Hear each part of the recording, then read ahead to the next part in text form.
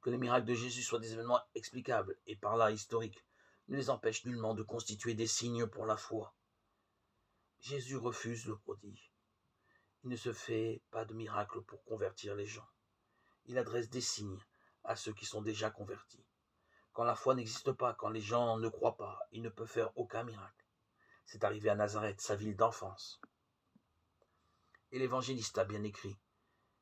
Il ne put faire aucun miracle, et il s'étonnait de leur manque de foi. Marc 6, 5, 6.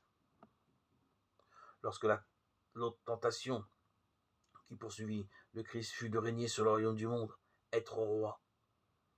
Jésus est alors soumis à la pression extraordinaire de tous ceux qui l'aimaient, le suivaient et le pressaient d'accepter de devenir vraiment roi avec les armes de ce monde. Combien de fois voit-on dans les évangiles la foule tenter de lui donner le pouvoir? Les zélotes, résistants nationalistes juifs, deux d'entre eux étaient ses disciples directs, ne pouvaient interpréter autrement son action. Or Jésus ne veut pas du pouvoir. Il sait, il sent que ce n'est pas un rôle. Non qu'il condamne le moins du monde l'action politique ou la lutte armée, mais il se connaît un autre destin qui n'est ni de frapper par l'épée, ni de périr par l'épée. Matthieu 26, 52. Toute sa vie, Jésus gardera sa liberté par rapport à tous les pouvoirs et se refusera à en révérer aucun. Tu ne rendras de culte qu'à Dieu seul, est-il dit dans le récit des tentations, Matthieu 4, 10. Cet état d'esprit explique chez Jésus l'attitude que l'on appelle le secret messianique.